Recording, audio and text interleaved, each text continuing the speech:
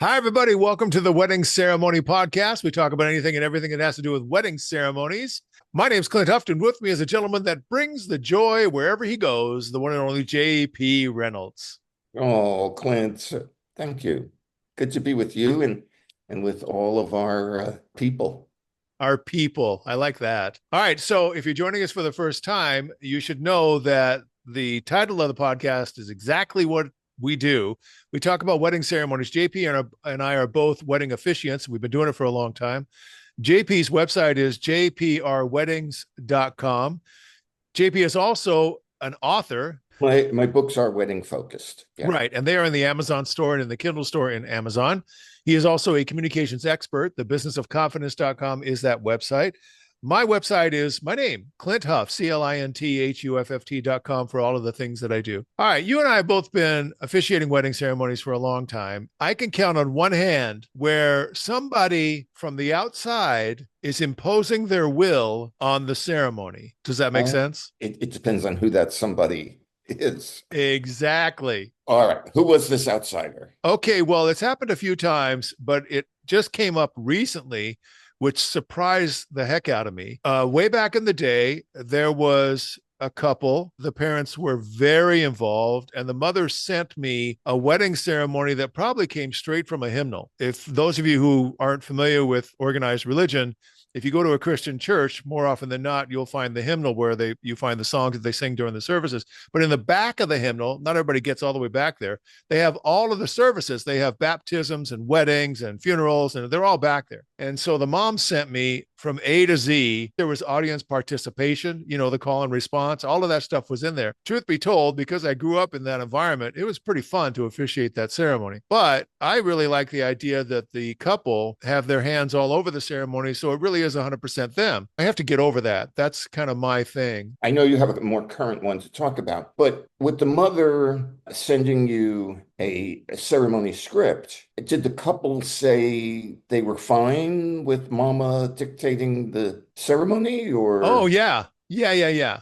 Oh my gosh, this went a few level. I can talk about this now because it was over 20 years ago. But I told the couple when I first met them, the way I work, you build your own ceremony. I guide you through the whole process. I'm right there for you. All that matters to me is that you say what you want to say and you hear what you want to hear. Well, obviously, this scenario was different, but it turned out that the bride grew up in this household where the parents pretty much dominated everything. And she was very comfortable with that. The groom, however, is coming to this from the outside. He knew what he was getting into, I guess is the best way to say that. And so the fact that the mom sent me the ceremony that she wanted me to do just kind of fell in line with the way the whole thing was structured. The daughter was fine with that because it made her mom happy. And the groom, I guess he just wanted to marry this woman, and he had already been hired by the dad to be in the family company. Everybody was all in. Keep talking. Keep talking.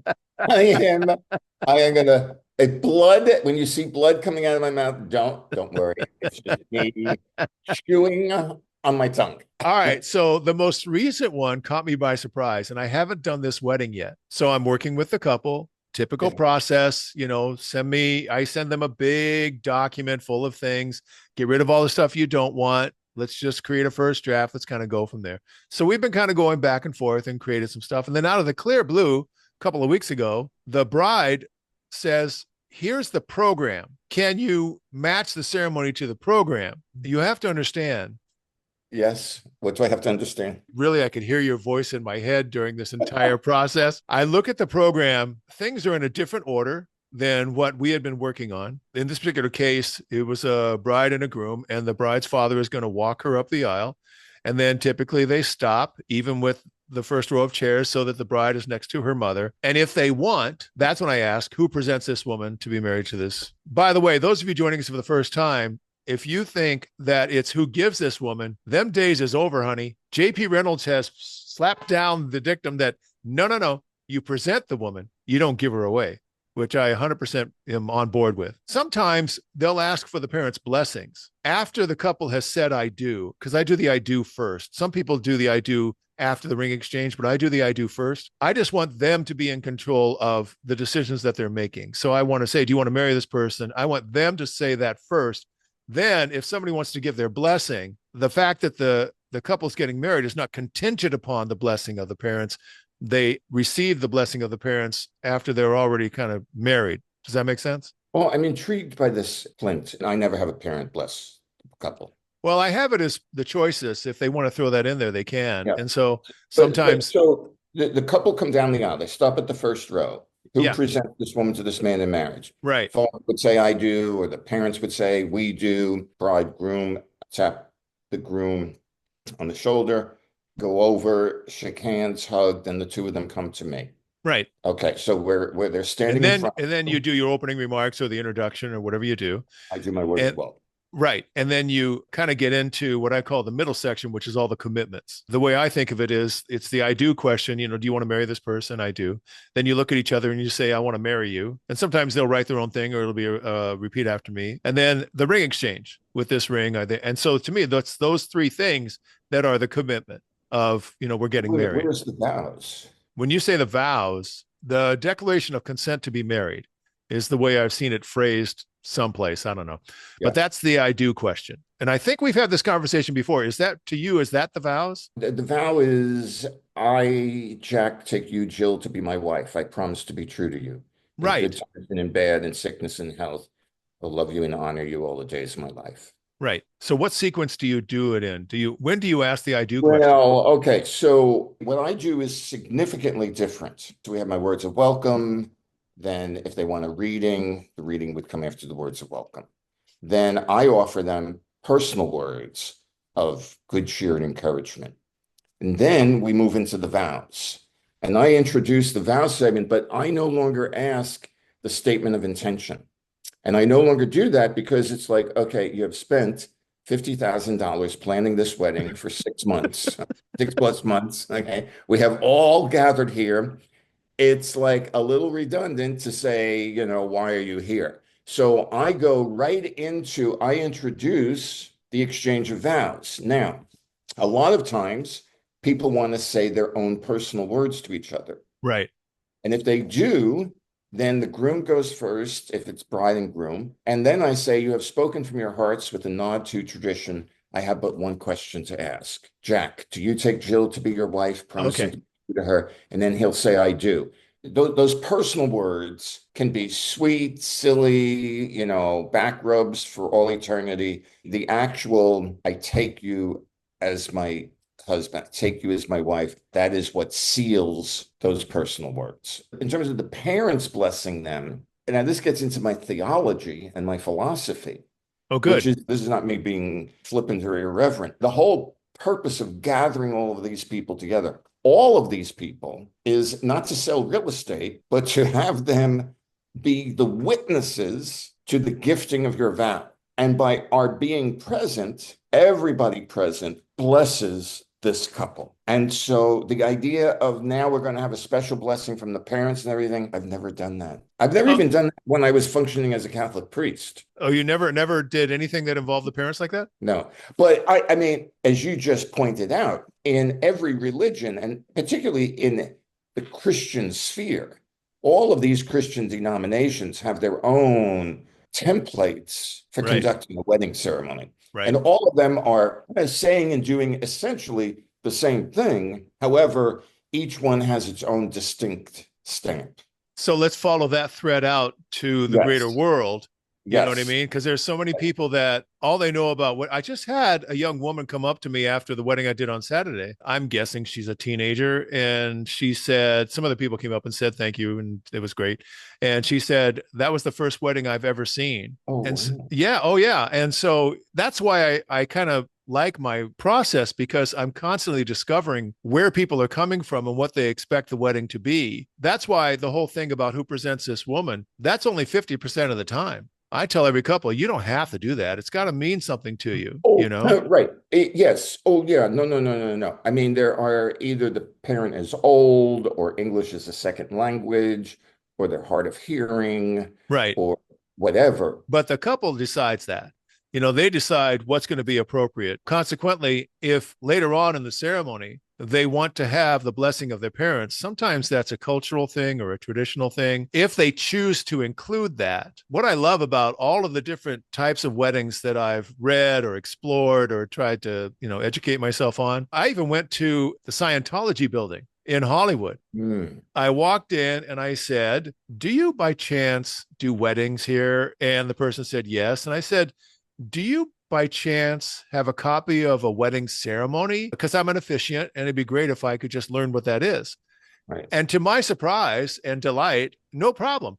Goes someplace, Oh, gets a pamphlet, a little booklet, brings it back to me, and it said a Scientology wedding, and it was basically the same. Some of the verbiage surrounding the key components was different, but they still had the "Do you want to marry this person? I want to marry you, and let's put on these rings." I think every tradition or culture has the same basic components. absolutely. Now we get back to the wedding that is coming I'm up. sorry. I'm sorry. I derailed us there. Yes. Okay. I apologize. No, I no, just no. there in I'm my really language. well aware of our Yeah. audience. And when Yeah. we get into these conversations Right. about what we do and how it's Right. Right. different, Right. Right. which I think is awesome, Yes. I can hear the audience going, "Oh, oh, he Okay. does. Oh," that kind of stuff. All right. So I get this program. I noticed that in the program, they want the presentation or what are they? It's phrased something like the blessing of the father giving the bride. And the verb giving is in there, but it's after I've done the introduction and all that stuff. It just doesn't make any sense to me. That was the first thing. Then the second thing is after they exchange rings, they have a sand ceremony. Now, this is all in the program. This is not what the couple has given me. They say sand ceremony, and then they say ceremonial song, the prayer by Andrea Bocelli. Oh yeah. And I'm thinking, this goes back to a wedding I did a long time ago. The bride was an only child, and the father loved choral singing. He sang in choirs his entire life and was currently singing in one. The mother had picked out 3 songs that she definitely wanted to hear during the service. I said, fine, I don't care. But the groom said to me, because he doesn't come from this world at all, he said, I'll tell you what I don't want. I don't want to be up there twiddling my thumbs waiting for some song to finish. It's my wedding, right? Yes, bro. I hear you, bro. And I Absolutely. and I said, I said, great. And I said to the bride, I said, what do you think? She says, I don't care. It's my parents' thing. I don't care. And I said, no problem. I will take care of you. No big deal. So I show up. I'm making the usual rounds. I go to the musicians and there's a singer. And I say, hi, what have you been told? What are you going to do? Well, there's this song and this song and this song. Great. Have you been told when you're going to play those? Well, yeah, it's going to be this. I said, we're going to change that just a little bit. Can you play this song right before the processional? And then this song will be played. They're going to give flowers to their parents. Can you do Ave Maria while they're walking and giving flowers to their parents? And then there was something else I moved so that the groom's wishes came true. They never was anything where they were waiting for a song to finish. While I'm having this conversation, the father of the bride sees me and comes running up, and I know that look. I know that look of like, wait, what are you doing? And I just explained to him what I was doing. And I said, because they've told me they would feel awkward if they were just standing there while somebody was playing a song. So we're going to hear all the music, but we're just going to put it in different places. And I could see like steam coming out of his ears. All right, but we have to hear all 3 songs. And I said, no problem. We will. But I also have to just quickly say, Yes. Clint, you are such a lovely man. I'm sitting here thinking, my God, podcasting with a saint. Okay? Because I think you know what I would have done to that father. But be that as it may. My God, you are so right. And I say this to couples all the time. You do not want to turn your ceremony into a concert. Right. No matter how lovely a voice your 105-year-old grandmother has, you do not want everybody sitting there listening to her sing all 5 choruses of Near My God to Thee. I fist bump you on the music enhances the movement. Absolutely. It depends on the situation because I did a wedding for a guy that was a successful music producer. Mm-hmm. It was very bizarre to walk into his house and see his piano and see all the Grammy awards that were stacked on his piano. Mm-hmm. Okay, so we're playing a different ballgame. He did have music during the ceremony, mm-hmm. but the prayer was actually sung by Andrea Bocelli. So that was his gig. So the music was integrated and it made sense. Right. And so from that standpoint, okay.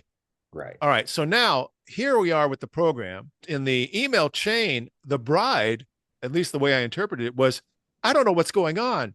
I don't know what this is. What is what? Because I said the song, are you comfortable listening to the song during the ceremony?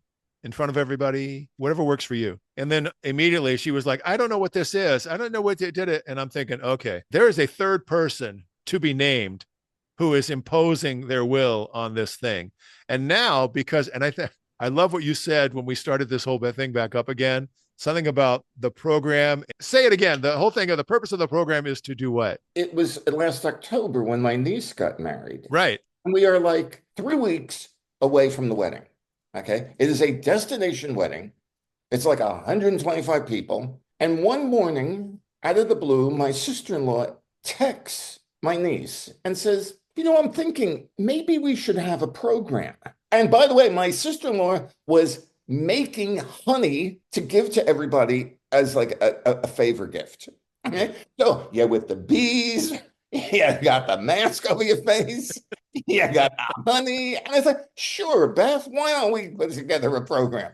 So, and I said to Gracie, and Gracie, of course, now is triggered. It's like, oh my God, I didn't think about the program. You didn't say right. And I said, the reality with the program is no man reads a program. Women will read the program to see who's in the wedding party, who's walking. They'll evaluate quality of paper, evaluate font. Everybody thinks, oh, it'll be a lovely souvenir. No, they're going to have a drink. And if you give them a good drink, they'll be happy. They're not going to take the program and keep it for like 25 years from now. So in this particular case, with this program, I can just feel the angst of, well, what if people follow along in the program and it doesn't fit what it says in the program? Now, this is what I'm imagining. And I'm in my gut, I'm thinking nobody cares. If they're looking at the program instead of looking at the two of you, we haven't done our job, Oh, only time I think a program is appropriate is when it's a bilingual service. Oh, sure. If a significant number of people either are not fluent in English, then to have the program in the first language so that they can follow along. Yeah, because if they come from a different tradition, different culture, they have no idea what a Western wedding is supposed to be. And yeah, I agree with that. Right. But here's the thing. As you and I have said over and over and over again, a wedding is an emotional experience. Oh, yes. And all we want is for the couple primarily to be really, really happy. And I'm well aware that if any of those two people, the couple, if they're really freaked out about somebody else having an opinion or whatever, then we have to deal with that so that nothing gets in the way of what the couple experiences during the ceremony. That's my motto. And so I'm aware that this is now a thing.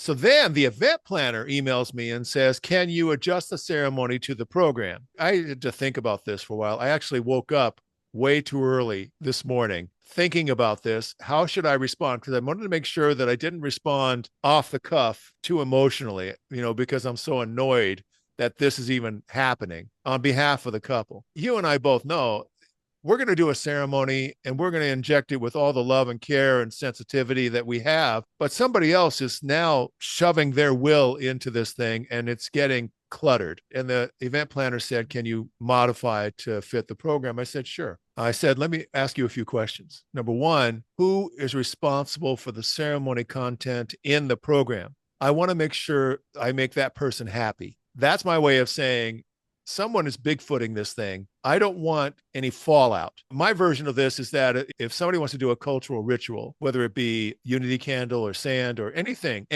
my question is, why are you doing this? Is it for grandma?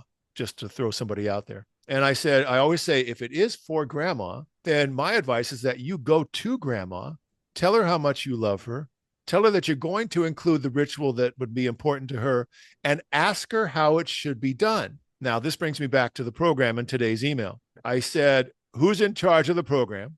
Just so I can make that person happy. Number two, they want to do a sand ceremony. I said, what kind of ceremony do you want to do? How many containers are you going to use? Is this a kit? How many colors of sand? Because that influences what I say, because those things, if they change, it changes the meaning, the symbolism of each step of the sand ceremony. Then the third thing I said is the ceremonial song. I said, is it a recording or is it a live performance? And the person who wants to hear that song, If we play that song during the sand ceremony, which is I'm really going to push for that. Do they need to hear the entire song?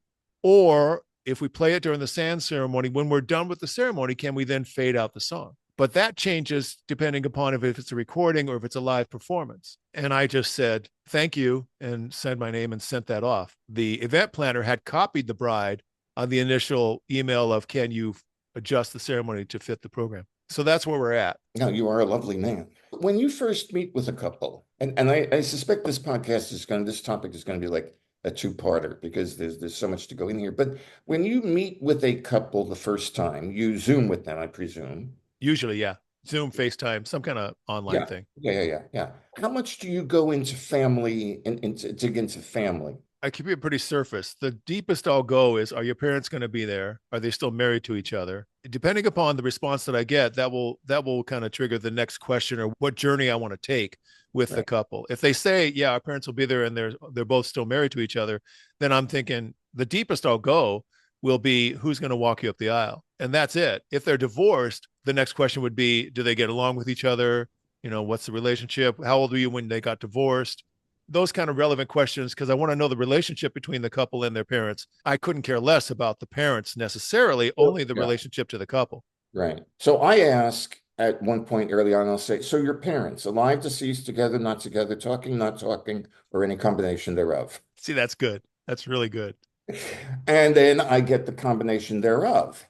And then it's like, where my parents are divorced. I said, will there be any reality show drama? Anybody with anybody now? Anybody going to be with anybody by the time you get married? And then I sum it all up and I ask, is everybody happy for you? That's a great question. I just want to pause for just 1 second. I want to acknowledge that you asked the really good question is, if they're divorced, then are they with somebody new? Yep. That's really important. Do you give seating advice? 95% of the couples that I marry are referred to me by an event planner. Right. Or by the venue. I put on a pedestal event planners. That's choreography, where to sit. That's kind of an event planner conversation. All I say is, if they don't get along, make sure they never have to interact with each other. You know what I mean? Sit them on opposite sides. I mean, I do remind them of a couple who hired private security. So in the first row was mother, guard, father, guard, second father, second wife. Oh, man. So in the first row were 2 or 3 people who had never met the couple before. The security. No, seriously. Seriously. Then I also ask about, in terms of the ceremony, I remind people and assure them that I leave it up to the couple in terms of how we're going to turn up or turn down the spiritual and religious dimensions of it. I can turn it up, I can turn it down. And essentially, for many couples, it's simply at the end, do you want a blessing, asking God to bless you? Or, it's G word or no G word. Now, that's when I'll learn about how Mama operates a gift shop at the shrine to Our Lady of Fatima. I can just feel people asking ChatGPT, what is he talking about? That's so good. And then that's when I get, well, my mother's not happy that we're not getting married in the church. And then that's like, just clanging sirens are going off in my head. How unhappy is Mama? And what is Mama going to do with her unhappiness? And maybe Mama should have a talk with me so she understands who's doing the ceremony. Well, no, you know what? That relieves a lot of stress. I think that's a great thing for you to do, is to talk to Mama. If Mama is, I think what we're talking about is necessarily if they come from a Catholic background or something like that. Right. And then having a conversation with you kind of eases all of that. Listen, I've talked to Jewish parents. I've talked to, you name it. I've talked to the parents. But, here's the thing with the program already being printed and everything. You are much more faithful to reality and truth than I am. And my attitude, because my attitude is, all right, so you got the program. Just because the program is printed doesn't mean we have to follow it. It's just a piece of paper. It's like, I don't care. I really don't care what that. No one cares what's on that program. No one's going to look what's on that program. And here's the thing. I always try to make sure that we don't get to the point where a program is printed without them having run it by me first. However, this story reminds us that no matter how vigilant we are, no matter how present we are, no matter how good the conversations are that we have with couples, it is possible that there will be a curveball and it's like, wow, I thought I had done everything that I needed to do, and God love Mama. She is really good. I will acknowledge her professionalism. That's so well said. And I will give as professional to professional, there's a part of me that's like, all right, normally I wouldn't make an adjustment, but you're good.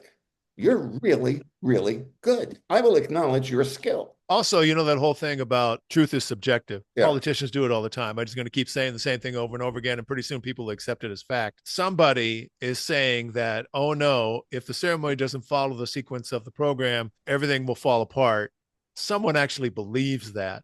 You yeah, and I both know that's not the way it works. But you know what? This is beyond us.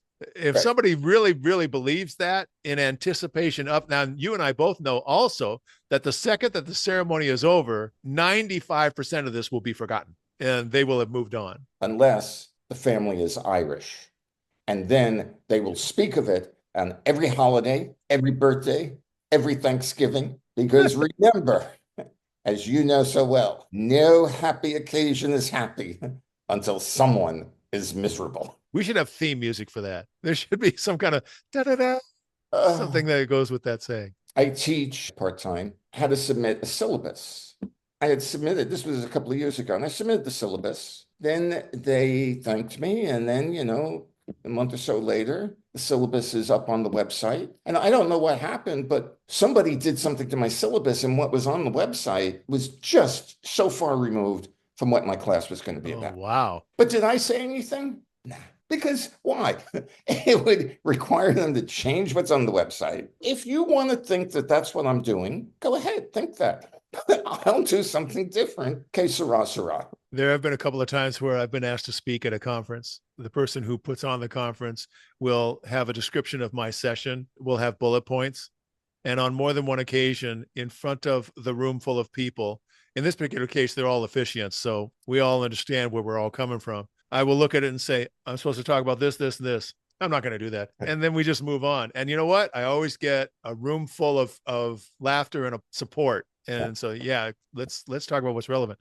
All right. Well, now that I've put this down, the next time you and I talk, it will have happened and I will have a follow up. Oh, In about a month, it will be over and I'll have stories to tell. And I'm guessing, because I'm not Mr. Rabble Rouser, I'm guessing that it'll all go fine. All right. JP, tell everybody how they get in touch with you. they can get in touch with me through my website, jprweddings.com, jp@jprweddings.com. Social media is at JPR Weddings. Yes, Instagram is, yeah. Also, everybody, just remember his books are in the Amazon store and in the Kindle store in Amazon. Plus, he is a communications expert. Thebusinessofconfidence.com is that website. Mine is my name, Clint Huff, CLINTHUFFT.com for all the things that I do. That's it for this episode of the Wedding Ceremony Podcast. This is Clint. And on behalf of JP, we will see you next time.